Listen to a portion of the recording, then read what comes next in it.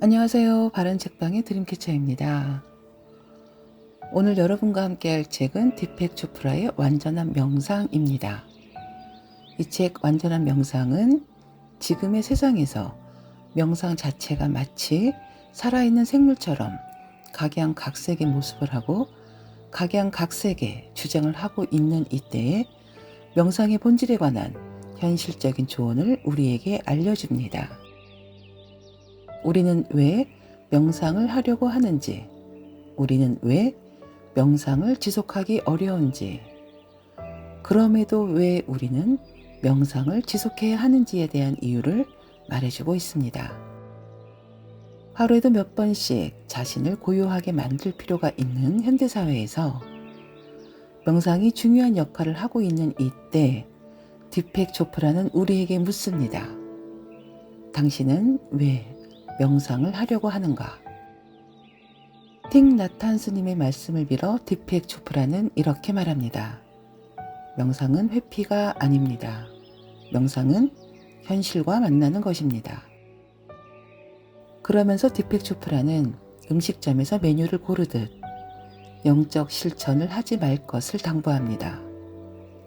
명상의 실천은 바로 나의 삶을 바꾸기 위한 깨어있는 생활 방식임을, 그런 이유로 지속적인 일상이 되어야 한다고 강조합니다. 그렇다면 디펙 초프라가 말하는 완전한 명상이란 무엇을 말하는 것일까요?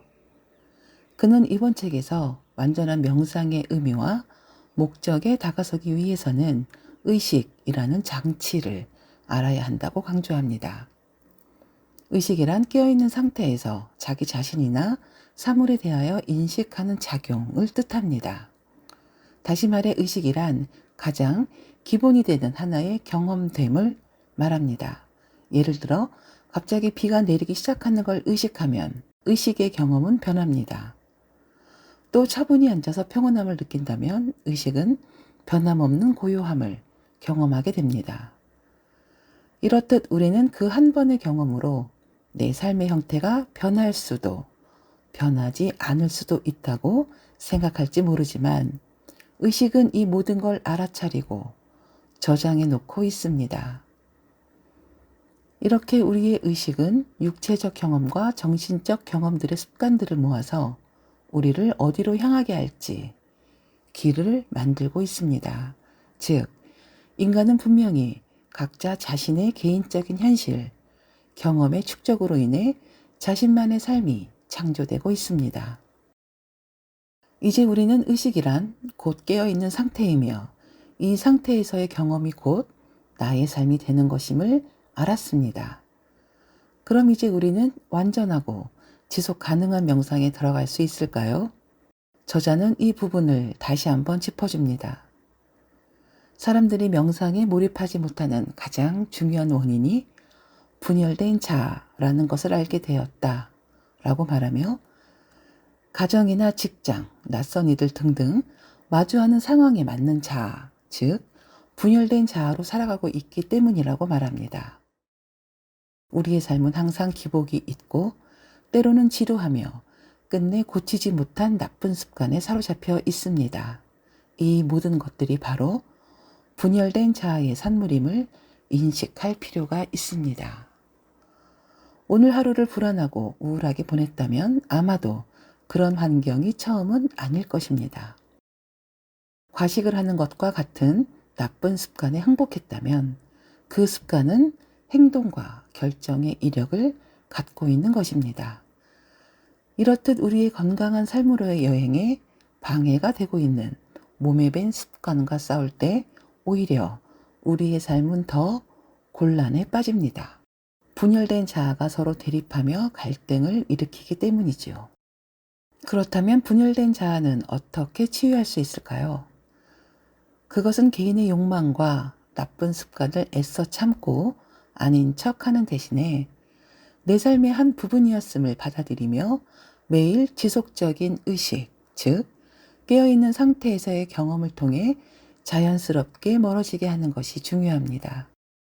깨어남이 자연스럽고 손쉬우며 자발적이고 자신의 개인적 욕망과 일치한다면 그때 분열된 자아가 끝날 수 있다라고 저자는 말합니다.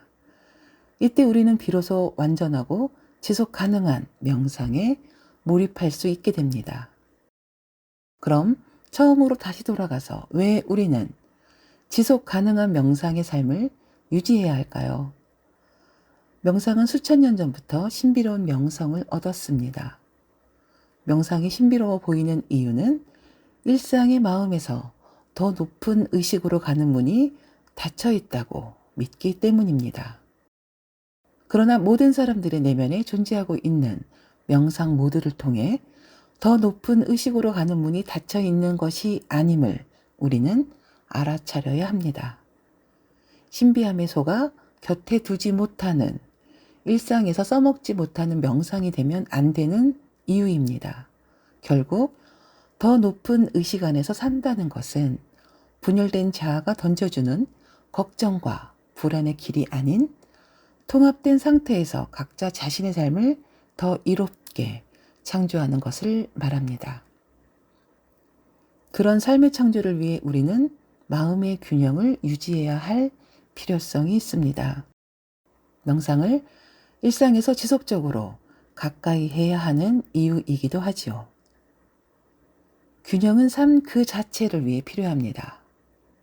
모든 신체 기능이 원래의 상태, 즉 기본 상태로 돌아가는 법을 알고 있듯이 마음 또한 균형을 잃었을 때 어떻게 해야 원래의 상태로 돌아갈 수 있는지 알고 있습니다. 바로 명상 모드로 돌아가는 것입니다. 그럼 우리의 명료한 의식과 불균형 상태를 한꺼번에 해결하기 위한 방편 몇 가지를 알아보겠습니다. 먼저 마음 챙김입니다. 마음 챙김은 산만한 마음의 상태를 회복하는 방법으로서 여기와 지금에 집중합니다. 여기와 저기에 집중하면서 그와 관련된 질문을 스스로에게 하는 것 자체가 이미 흐트러진 생각을 바로잡는 방법이 됩니다. 또 자아 탐구도 활용할 수 있습니다. 이것은 마음이 습관으로부터 회복되는 방법으로 왜 내가 이걸 하고 있지? 라고 물으면서 자신의 습관이나 판에 박힌 일상, 강박적인 행동에 주의를 기울이게 되는 것입니다. 그리고 스트레스에서 회복되는 방법으로 호흡 통제가 있습니다. 압박을 받고 있는 마음과 몸의 불균형 상태를 알아차렸다면 심호흡을 몇 번 하거나 한숨을 쉬거나 잠을 통해 긴장을 내려놓을 수가 있는 것이지요.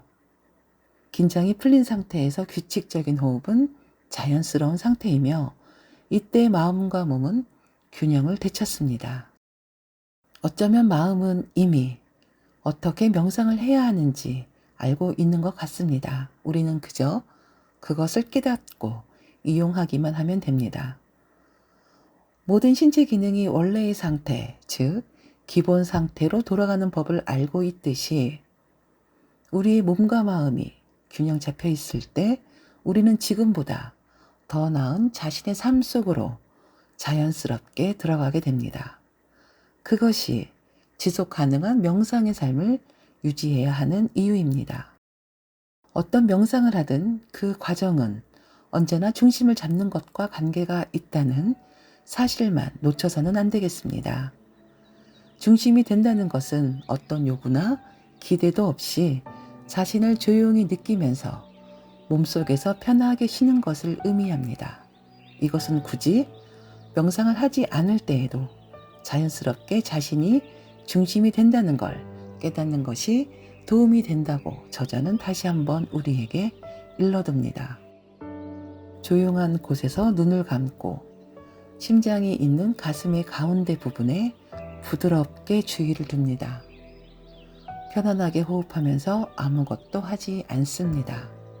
그러면 자신의 중심의 마음이 고요해지는 것을 느낄 수 있습니다. 여기까지 책의 내용을 살펴보았습니다.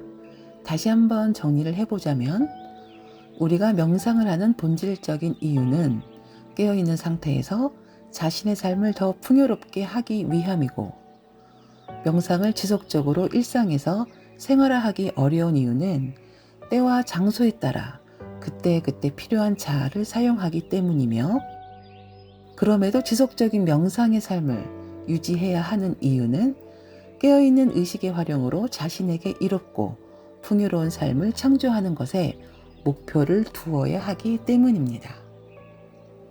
명상을 하는 본질과 명상이 기본이 되는 삶은 결국 같은 의미로 해석됩니다.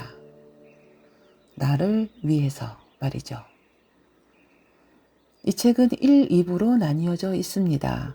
다음 주에는 2부 깨어있는 삶을 위한 연습을 갖고 돌아오겠습니다. 그럼 오늘도 좋은 인연에 감사합니다.